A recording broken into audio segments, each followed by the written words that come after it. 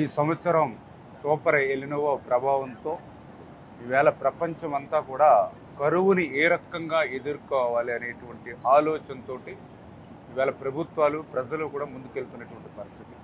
ఆ రోజు 2014-19లో చంద్రబాబు నాయుడు గారు ముఖ్యమంత్రిగా ఉన్నప్పుడు పోలవరం ప్రాజెక్టు నిర్మాణం 1-2 సంవత్సరాల ఆలస్యమైన ఆ ఆలస్యానికి నష్టం ఉండకూడదనేటువంటి ఆలోచనతో ఆ రోజు 1300 కోట్ల రూపాయలతోటి పట్టిసీమను రూపకల్పన చేసి ఆ రూపకల్పన చేసినటువంటి పట్టిసీమ కూడా సంవత్సరాల తరబడి నిర్మాణం కాదు, వితిన్ 12 months 12 నెలల్లో పూర్తి చేయాలని లక్ష్యంతో ఆ రోజు పట్టిసీమను చంద్రబాబు నాయుడు గారు పూర్తి చేస్తే ఆ రోజు నేను కూడా అసెంబ్లీలో ఉన్నా.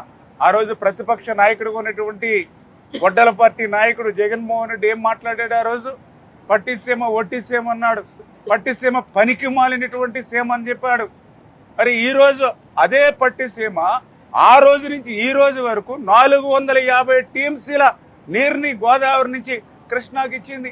మరి 450 టీఎంసీలు ఇచ్చినటువంటి పట్టిసీమ ఎట్లా ఒట్టిసీమ అవుతుందో ఈవేళ జగన్మోహన్ రెడ్డి సమాధానం చెప్పాలి.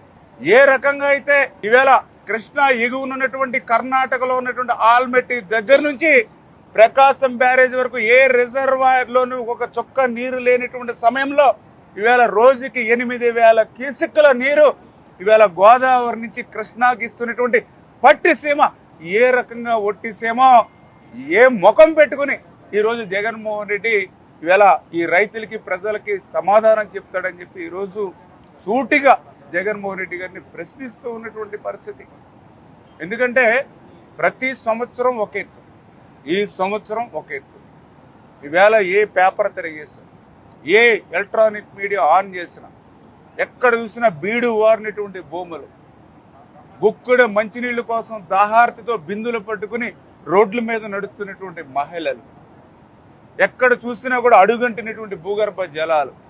ఇటువంటి స్థితిలో అనిశ్చితమైన వర్షం ఉన్నటువంటి స్థితిలో ఈవేళ పట్టిసీమ గోదావరి వృధాగా పోయేటువంటి నీటిని ఈవేళ కృష్ణా డెల్టాకి అందించి రేపు భవిష్యత్తులో పట్టిసీమ ద్వారా కృష్ణాకి ఇచ్చినటువంటి నీటిని పైన శ్రీశైలంలో సేవ్ చేసుకుని దాన్ని రాయలసీమకు అందించేటువంటి విధంగా మరి చంద్రబాబు నాయుడు గారు పట్టిసీమ రూపకల్పన చేస్తే ప్రతి విషయాన్ని రాజకీయం చేసి ప్రతి విషయం మీద కూడా అబద్ధాలు అసత్యాలు చెప్పి బ్రతికేటువంటి జగన్మోహన్ రెడ్డికి ఒక నిజస్వరూపం ఈ సూపర్ ఎలినోవా కూడా బయట పెడుతూ ఉన్నటువంటి పరిస్థితి అని చెప్పి మీ ద్వారా ఈ సందర్భంగా తెలియజేసుకుంటూ, ఆ రోజు మేము 1300 కోట్ల రూపాయలు పెట్టి పట్టిసీమ నిర్మాణం చేస్తే ఈ 5-6 సంవత్సరాల్లో 50,000 కోట్ల సంపదను ఈవేళ పట్టిసీమ కృష్ణా డెల్టా స్థిరీకరణతో ఈవేళ సంపాదించినటువంటి పరిస్థితి. సాగునీరు త్రాగునీరు అనేది ఎంత అవసరమో పర్టికులర్గా ఈ సంవత్సరం ఈ ఎలినోవాలో ఒక్కొక్క చోట మరి మేఘ విస్ఫోటనం జరిగి అధికంగా వర్షపాతం పడుతుంది. అలా పడినటువంటి వర్షాన్ని ఆ యొక్క ఏదైతే జలహారతిలో ఏదైతే ఛానల్స్, డ్రైన్స్, కెనాల్స్ అన్నీ కూడా క్లీన్ చేసి దాన్ని చెరువులకు అనుసంధానం చేయడం ద్వారా, చెక్ డ్యాములకు అనుసంధానం చేసి ఉండడం ద్వారా ఆ ప్రతి నీటి బిందువును కూడా ఒడిసిపెట్టి జాగ్రత్త చేసుకునేటువంటి అవకాశం జలధార జలహారతిలో మనకు కలిగింది.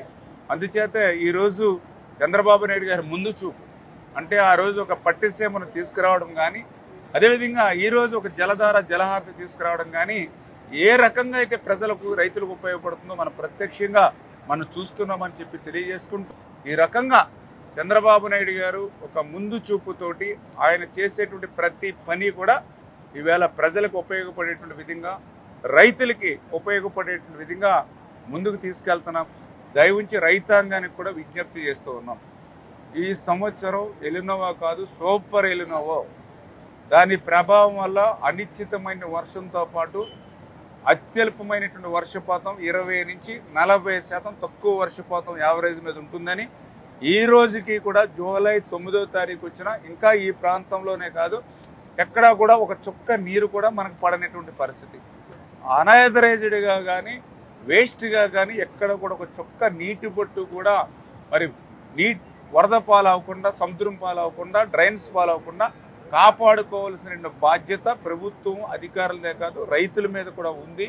దయవుంచి రైతులు కూడా ఇప్పుడున్నట్టు వాతావరణ పరిస్థితులను దృష్టిలో పెట్టుకుని ప్రపంచవ్యాప్తంగా ఉన్నటువంటి పరిస్థితులను దృష్టిలో పెట్టుకుని రైతులు కూడా మరి ఇక సాధ్యమైనంత వరకు అంటే అవకాశం లేని చోట డెల్టాలో మనం చేయలేం, కానీ అవకాశం ఉన్న చోట మాత్రం ఖచ్చితంగా తక్కువ నీటితోటి తక్కువ నీటి యాజమాన్యంతో పంటలు పండించేటువంటి ఆరుతడి పంటలకే ఎక్కువ ఈ సంవత్సరం ప్రాధాన్యత ఇవ్వాలి. రేపు మళ్ళీ ఫ్యూచర్లో ఈ గోదావరి ఇన్ఫ్లో ఎట్లా వస్తుందో, కృష్ణా నుంచి అసలు పైనుంచి ఎంత ఇన్ఫ్లో వచ్చి పైనుంచి అసలు వచ్చేటువంటి అవకాశం ఉంటుందో లేదో కూడా అనిశ్చితంగా ఉన్నటువంటి పరిస్థితిని దయవుంచి రైతులు కూడా గమనించి ఎప్పటికప్పుడు అధికారులు ఇచ్చినటువంటి సూచనలు సలహాల ప్రకారం రైతులు కూడా నడుచుకోవాలి. చంద్రబాబు నాయుడు గారు తనకు ఉన్నటువంటి అనుభవంతో కొంతమేర వాటర్ మేనేజ్మెంట్తో మీకు సాయం అందించినప్పటికీ రైతులు కూడా ఎప్పటికప్పుడు తగు జాగ్రత్తలతో ముందుకెళ్ళాలి.